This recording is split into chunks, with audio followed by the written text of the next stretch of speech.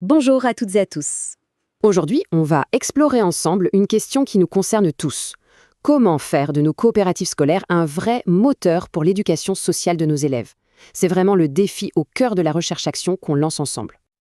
Alors ce projet, il est porté par Monsieur Yeliké, inspecteur à l'IEP d'Agnier. On est en novembre 2025 et ce qu'on vous présente là, c'est vraiment le coup d'envoi d'une aventure pédagogique qu'on va construire main dans la main directement sur le terrain.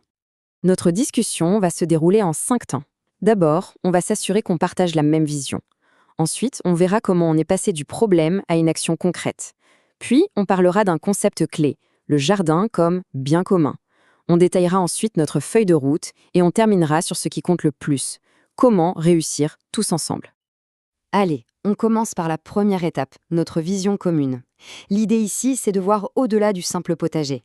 Il s'agit de le penser comme un outil puissant, un levier pour améliorer le climat dans nos écoles, dans nos classes. Cette phrase, elle met le doigt sur un obstacle qu'on connaît bien, n'est-ce pas? Ce sentiment que les projets ont du mal à s'ancrer, que les enseignants n'arrivent pas toujours à se les approprier sur le long terme. Du coup, ça reste une activité, et ça ne devient jamais un vrai levier. C'est exactement ce défi qu'on veut relever. On passe à la deuxième partie. Comment on passe de ce constat à l'action? Pour que ça marche, il a fallu affiner notre question de départ. Partir d'une idée un peu large pour arriver à quelque chose de très précis, de très ciblé. C'est cette évolution qui rend le projet réalisable. Regardez concrètement cette évolution. Au début, on parlait de rémédiation comportementale. C'est un terme un peu lourd qui donne l'impression qu'on doit réparer quelque chose chez les élèves.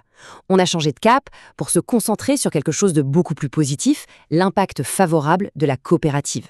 On ne cherche plus à corriger, on cherche à construire. C'est un changement de posture essentiel. Pour qu'on puisse bien travailler ensemble, il faut qu'on parle le même langage. Alors voilà les quelques concepts qui vont nous guider.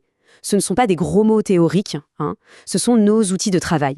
Des choses comme la coopération entre pairs ou la gestion des communs, c'est sur ça qu'on va bâtir notre action et qu'on pourra voir si ça marche.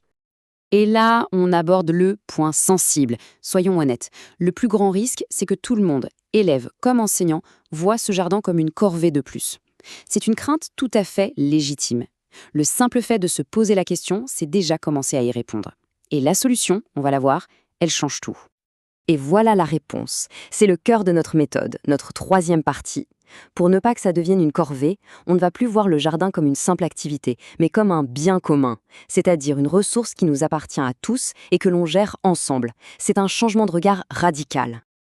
Alors, un commun, c'est quoi au juste? C'est simple, c'est une ressource partagée, notre jardin, qui est gérée par une communauté, nous tous. Et cette communauté, elle fixe ses propres règles du jeu. Ce n'est pas l'État de le dire, ce n'est pas une affaire privée, c'est notre affaire collective. C'est une façon très concrète de faire vivre la citoyenneté. En pratique, un commune, ça repose sur 3 piliers qui ne peuvent pas exister l'un sans l'autre. 1. La ressource, le jardin. 2. La communauté, c'est-à-dire nous. Et 3. Le plus important, la gouvernance. Ce sont les règles et les rôles qu'on va décider ensemble. C'est cette gouvernance qui fait toute la différence. Maintenant qu'on a posé les bases, le pourquoi, on passe à l'action, au comment. Voilà notre feuille de route pour les toutes prochaines semaines, de novembre à décembre. Faisons un petit point rapide sur où nous en sommes. Les 2 écoles partenaires sont confirmées. Point très important, on a l'engagement total des 4 directeurs et adjoints. Et ça, c'est un atout majeur pour la suite. Maintenant, nos points de vigilance. La confiance absolue sur l'utilisation des données qu'on va collecter et surtout, maintenir le bon rythme de communication qu'on a déjà mis en place. Pour les 2 mois à venir, on a 3 priorités. En novembre, on met en place les comités de gestion. C'est essentiel pour que tout le monde s'approprie le projet.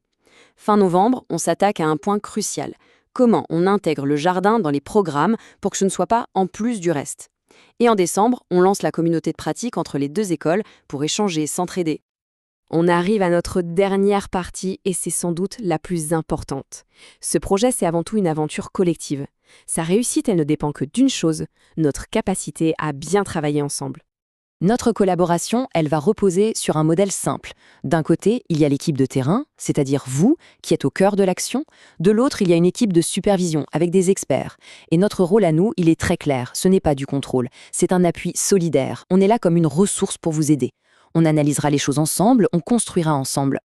Et j'insiste vraiment là-dessus. Le succès du projet, on ne va pas le mesurer au nombre de kilos de tomates récoltées. Non, on va le mesurer au changement qu'on va observer chez les élèves. Est-ce qu'ils deviennent plus responsables, Plus solidaires? Est-ce que ça change leur façon d'être en classe? C'est ça qu'on veut comprendre. Ce sont ces effets-là qu'on veut capter. Voilà, cette recherche-action est menée avec le soutien et l'accompagnement du think tank Haut d'École Internationale. Nous sommes tous engagés pour la même chose, faire bouger les lignes dans nos écoles. Merci beaucoup de votre attention.